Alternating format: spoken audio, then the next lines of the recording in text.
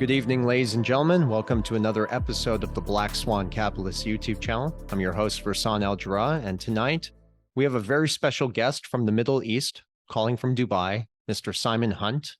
Last time we spoke was about a year ago. We covered a lot of very important information. Simon, thank you so much for coming back onto the show. My pleasure.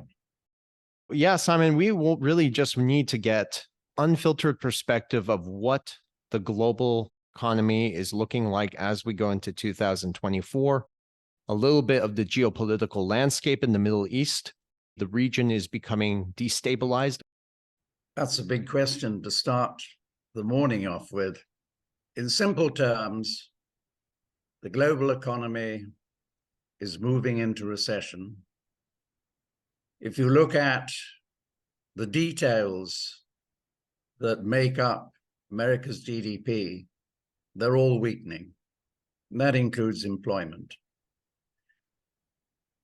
By the end of this year, early next year, the world will be in recession, or most of it. Certainly America, Europe, parts of Asia. China is very flatlined. For China, we don't use real GDP numbers because we know that they are altered to fit the leadership's pattern. We use nominal GDP. And nominal GDP will probably come in this year at 4.2 to 4.5%.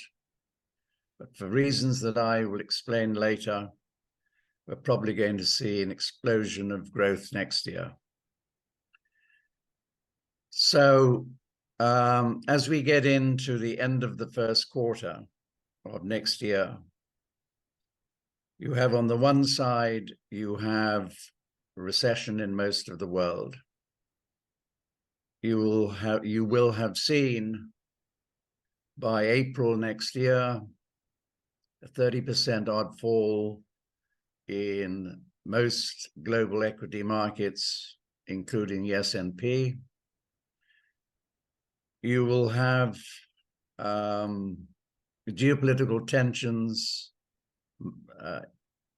increasing, both over Ukraine and over Israel. And the big risk is, will the war over Israel explode to other countries in the Middle East this year, or will the parties that are advising Syria, Lebanon, and Iran, who are advocating caution at the moment, will they prevail? So by April, we will have seen in America failures within the financial system. Don't forget that rising rates take time to impact society and businesses, and therefore, excuse me, something's cropped up. So therefore, the real damage lies ahead of us, not behind us. So by April next year, the Fed will be forced, both for recessionary reasons, failures within the financial system, problems within the USTS market, and the growing impact on sentiment and physical business of the wars over Ukraine and Israel. So what happens in the second quarter is that 10-year treasuries, which will probably peak in the first quarter at 5.7, the Fed is forced to drop rates, turn the credit taps full on, so that we will see 10-year treasuries falling probably towards the 3% level, signifying all the symptoms that I've just spoken about. And then what happens? The dollar starts falling. Yep. Inflation Starts picking up. Food prices soar because of weather patterns, particularly the Glesberg 89-year cycle. Oil prices start screaming upwards because of disruptions to supplies. Talk about that later. So as we get into the second half of next year, the inflation psychology really kicks in, which means also that 10-year treasuries start rising again. The dollar is falling rapidly. In fact, the dollar index first rises to 109 by the end of this year, but probably by the end of next year, the dollar index is probably around 70 and finally drops to around 50. So the whole psychology of the market turns. For instance, take the S&P 500 as an example. It should bottom at around 3,000 in the first quarter of next year. But by the middle of 2025 or the end of 2024, it's probably doubling in value. Inflation psychology. The same happens to commodity prices, base metal prices. Copper, for instance, will probably bottom in the first half of next year at $6,000, $6,500. But again, like everything else, doubles in value. Right. So, of course, in that environment, bond markets hate what's going on. 10-year treasuries probably are going to peak somewhere between 12 and 15%. Global inflation will be 10 to 13%. My God. Yeah. And then what happens? You've got interest rates at the long end of the curve at 12 to 16%. You have a highly over-leveraged global system, it crashes. Right. And that ushers in 7 years of rolling recessions, which I actually call depression. It coincides with essentially civil wars within countries. And from 2025 onwards, we're probably going to have a global war. That is to say, China and Russia versus America and NATO. And we don't get out of the depression period until the early 2030s. And by then, all of the, whatever you like to call it, nastiness, wokeism, etc., is worked out of the system, both between nations and between people. And then we get into the new period of relative peace, steady growth, little debt.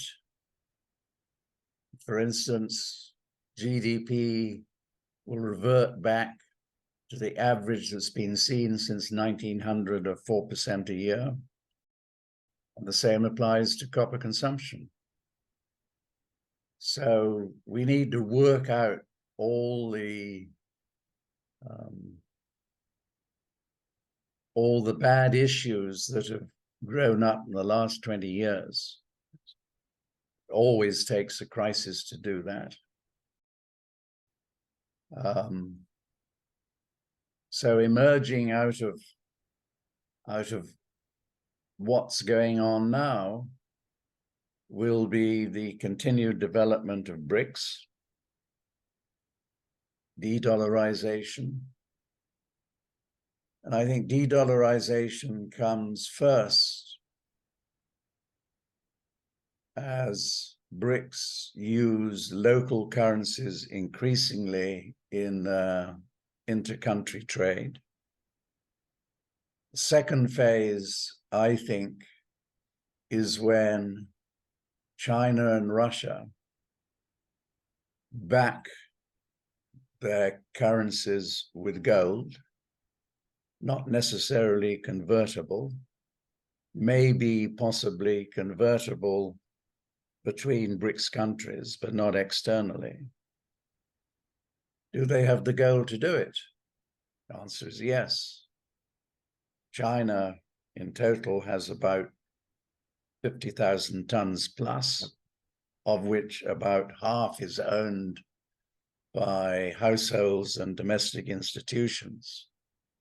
And very interestingly, only a month or so ago, a new law was passed that basically allows households and Chinese institutions to buy gold on a monthly stop order.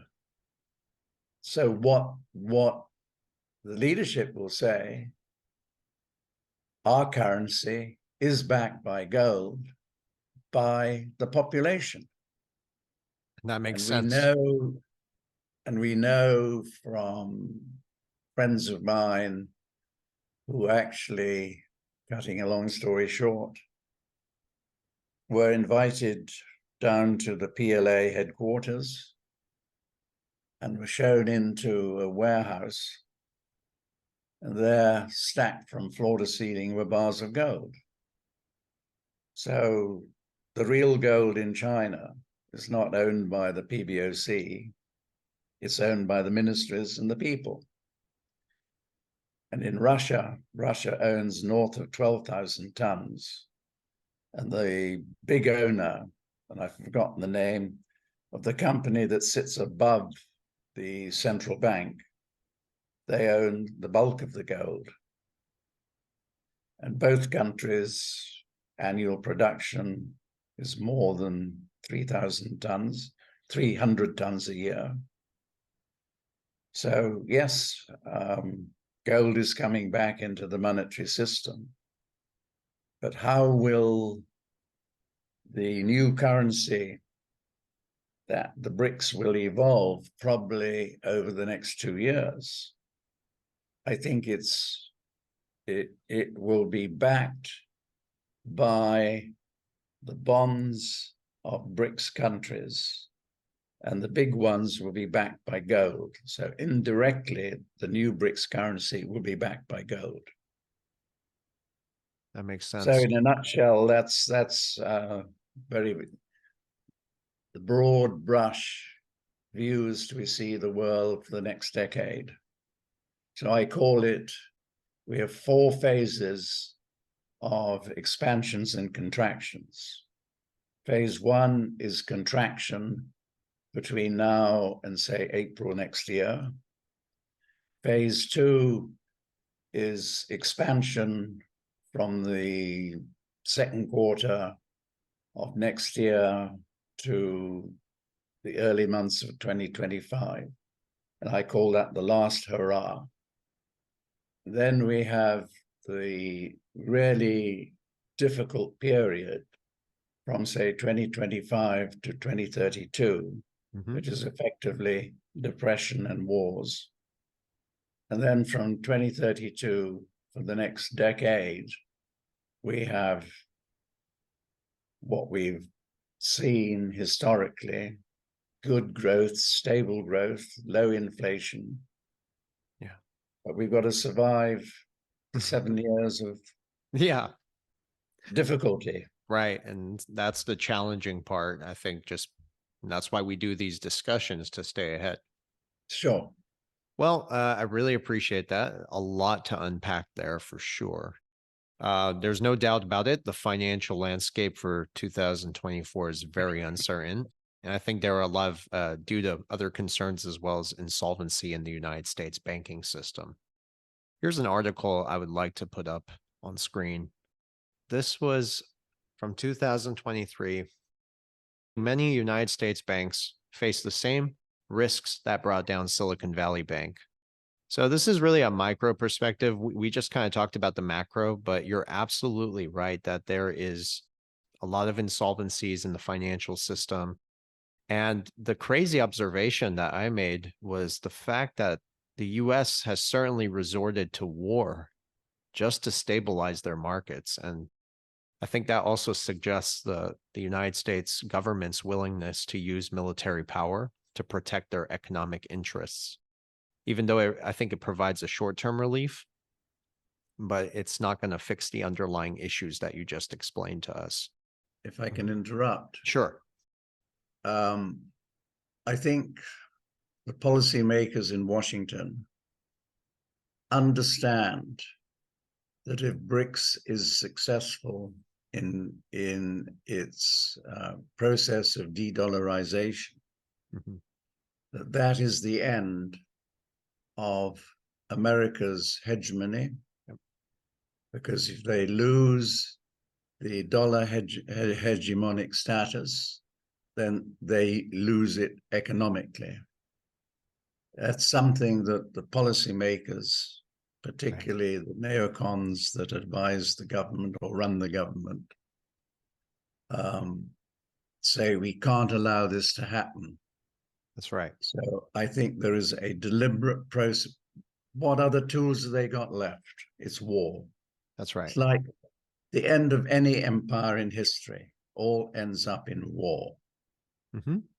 Other than, I have to say, when the British lost their empire, they negotiated the way out. Yeah, they were smart to do that. Exactly. So I think, war is inevitable. And when all else fails economically, that's what they always do historically. Yeah. So what's happening now, you have to, it's all part of this process. The war over Ukraine was one of America's tools in trying to bring down Russia, which has been in process, if not since the end of World War II, certainly since 1991. Yeah. And the objective has always been, we want Russia's natural resources, and we can only get those natural resources if we dismember Russia. So that's phase one. Phase two, the Israel war also has a global connection in that the primary objective is to bring down Russia. So if we can, I'm talking if I'm an American, which I'm not. Lucky you. If we,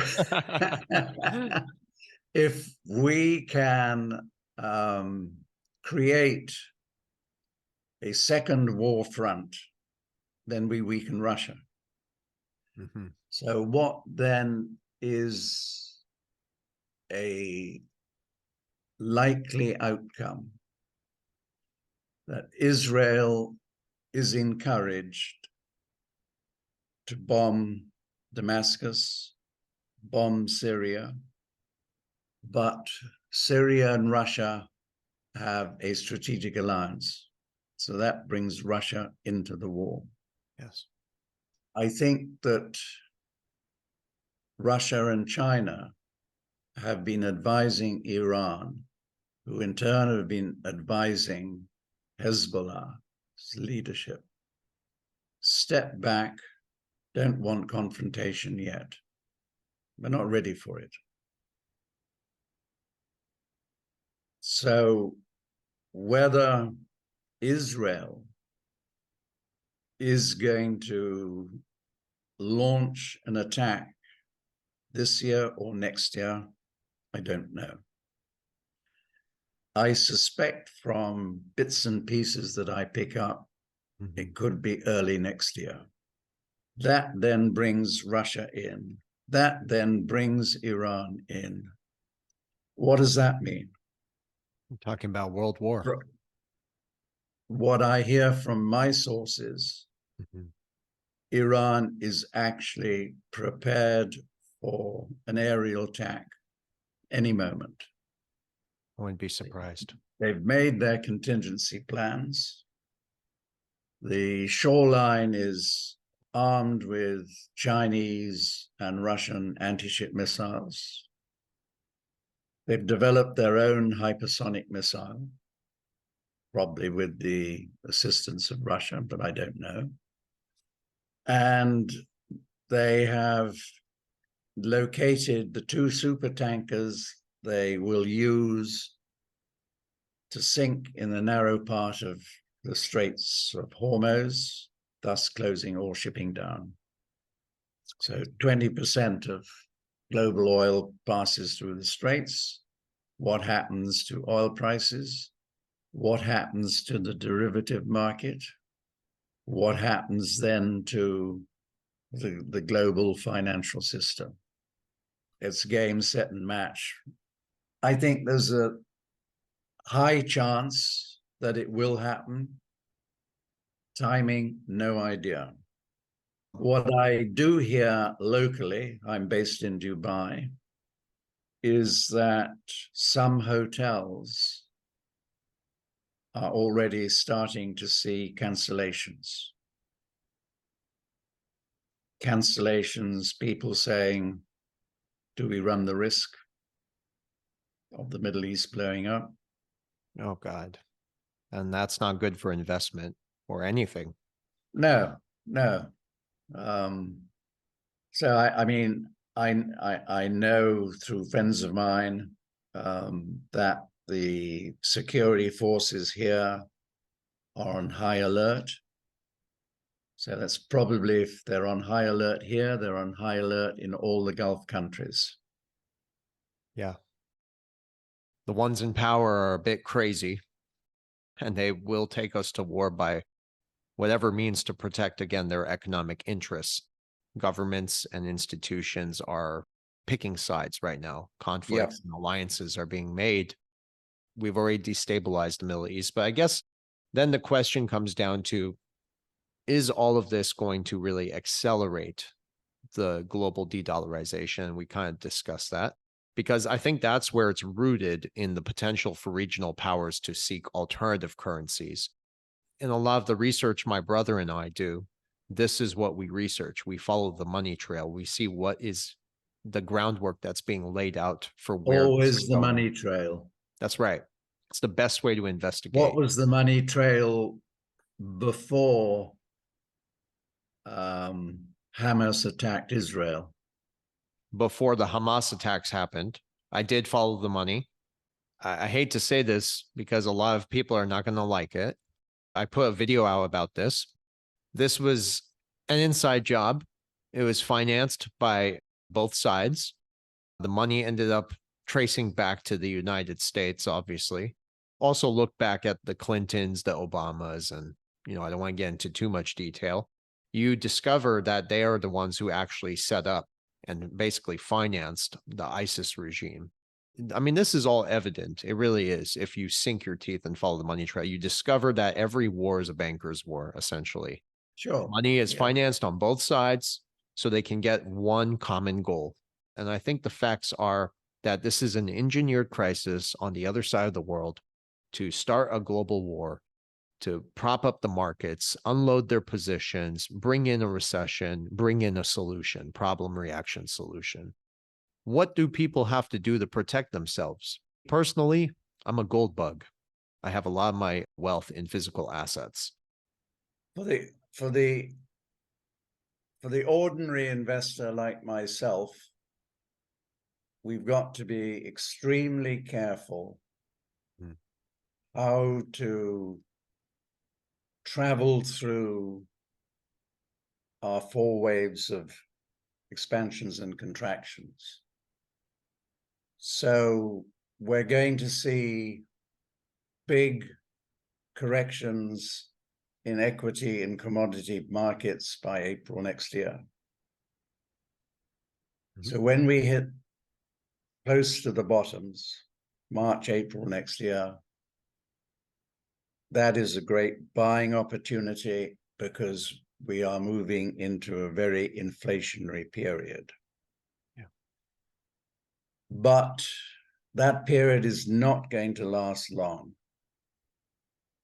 I keep reminding people what happened between around mid-1979 and mid-1980. And I take copper as the example. Copper prices in the space of 12 months rose by 75%. And then they collapsed. So play the year's last hurrah from, say, mid 2024 to mid 2025. But be sure you're not the last guy on the dance floor. Don't get greedy. What happens then, you need, as you've said, you don't want paper. You want fixed assets. An asset that is unencumbered, that you live in, and you have stores of food, you have stores of whatever you need to live, and your major asset should be in gold. Yep. Physical. Because gold, directly or indirectly, will resurface in the monetary system. And we have to stay with that formula until we see the world emerging out of its darkness into dawn and then sunlight. So I'm not an expert on cryptocurrencies or Bitcoin, so I leave them alone. And that's totally fine. In fact, if I had a choice to go into XRP, which is basically a digital form of gold for institutions to settle outside the confines of the dollar, or would I go with physical gold? In a heartbeat, I'd go with physical gold. And I don't care if the chart is manipulated, and it is manipulated. The whole game is rigged. So we know for a fact that JP Morgan, a lot of the big institutions have manipulated the precious metals market. They've been indicted. People know this as a fact. But even if the gold price on a chart went to zero, I would still hold it because I know it's real money. Absolutely. Absolutely. Right. I'm not going to let a chart that is being presented to me by corrupt individuals who normally and naturally rig this whole thing to begin with tell me what the value is of something when I know it. The dollar is worthless.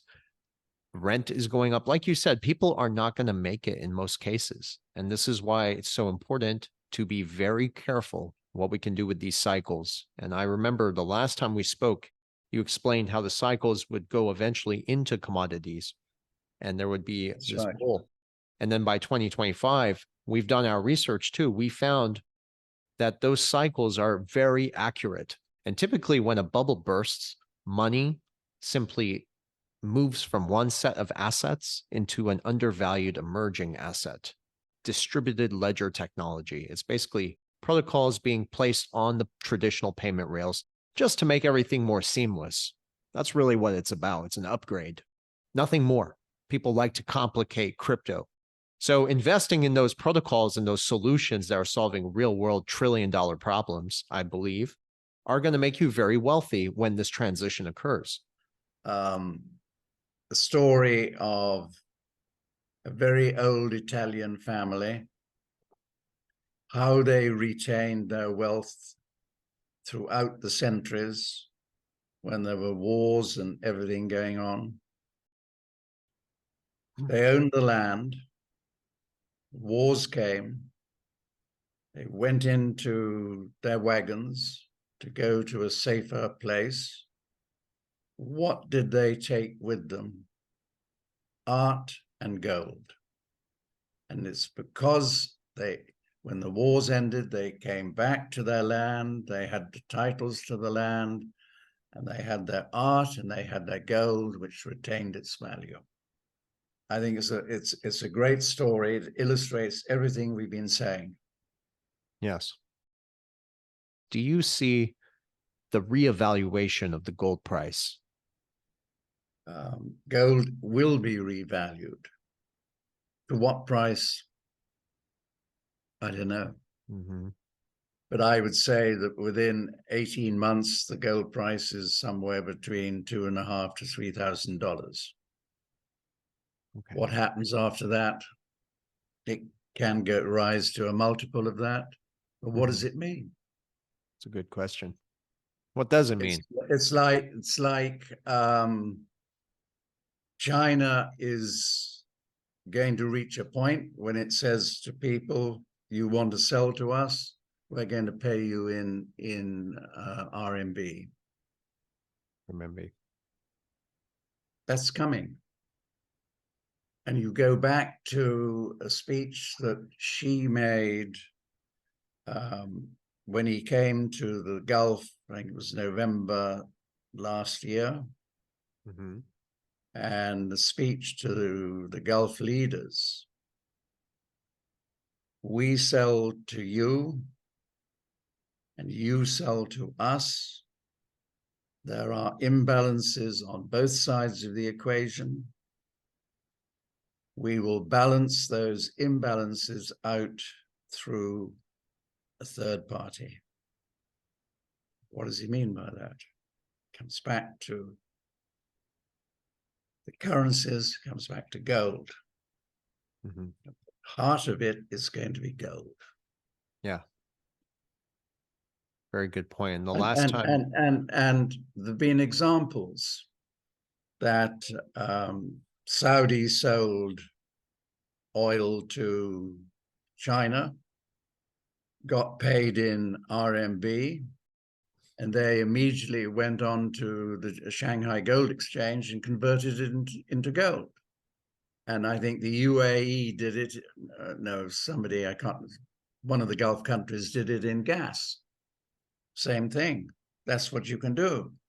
You go on to the Shanghai Gold Exchange and you are allowed to buy physical gold and take it out. It's coming. Yeah. Yeah. And I think it comes within 3 years. You need the crisis to get in there. order to introduce something new. The West is looking for the crisis to bring in a new centralized and enlarged BIS and currency. Yeah. So we look at the Bank of International Settlements, we look at the International Monetary Fund. Those are really the central banks for the banks to accelerate getting us towards some sort of universal basic income, some sort of global standard central bank digital currency. And then we see what the Middle East is doing and the rest of the BRICS with a gold-backed currency. Do you think these are two different things, or behind closed doors, do you see that they're working together to introduce a new system? That is a huge question, a very difficult one. It's the hub of everything. My take is that BRICS has a different view of the world to G7 countries. Okay. Theirs is a multipolar world. Right. G7 is a unipolar world. Therefore, I think when push comes to shove, it's two separate currencies. But arising out of the internal and external wars you will then reach the point where common sense prevails amongst global leaders and you come back into a multipolar world that is accepted by all the major players. But it requires a crisis to get there. Unfortunately, war is going to get us there, I believe. I'm afraid so, yeah. War is the only thing holding America's economy together right now, which means people have to die overseas preserving this debt-based model. It's very tragic. Yeah, I think you mentioned Israel. What's their real objective? Is it the destruction of Palestine? Yeah. Is Netanyahu's view that we should own all the biblical lands? Right. I think this is at the heart of why the Gulf countries at the moment are treading a very fine line between supporting America and then seeing what's going on with Israeli politics. And I think I go even further. Is Turkey being brought into the equation? Looks like it. Yeah. Turkey has withdrawn its ambassador from Israel.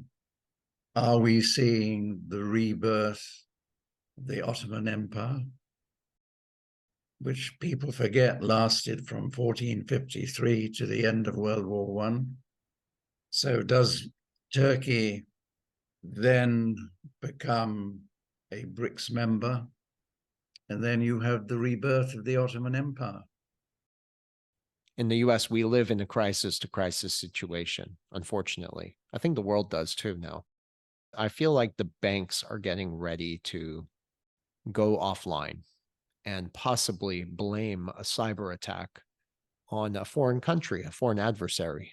And this would be a reason for them to get away with all the criminal fallacies that they've been involved in with the dollar and the destruction of our currency, the impoverishment of the middle class, and then bring in their solution.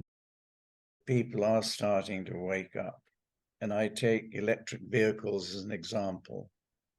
People are starting to say, well, what does it cost when I have an accident? What does it cost to fill the tank? And you look at the unsold electric vehicles that dealers are holding, not just in America, but in Europe as well. And I was told an interesting story in China. A friend of mine here works closely with a company producing solar panels.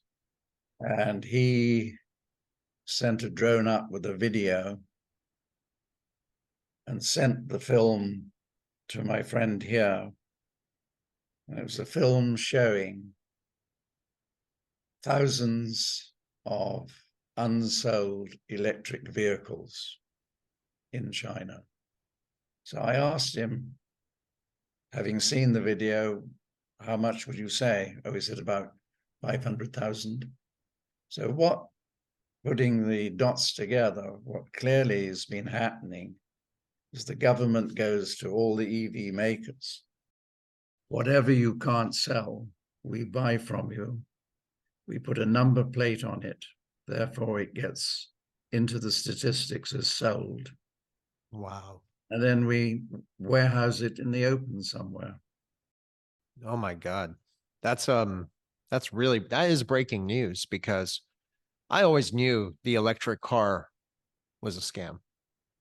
Yeah, that's why a friend of mine who understands the way the world is going, he does that with all basic foods, not only for himself, but so that when paper money is worthless, what does he use? Things. Yep. To survive. Yeah. And if things go south, what are we back on? A bartering system until there's a solution. Well, you don't have to think much further than if oil prices next year are at $150 plus, what impact that's going to have on supply chains. End of story. That's really it. Yeah, everything will go up. Suddenly. Just be very cautious in everything you do. Couldn't have said it any better. All right, Simon. Well, it was an absolute pleasure talking to you. Thank you for all your insight. Our audience is going to love this. Super. And thank you very much for having me.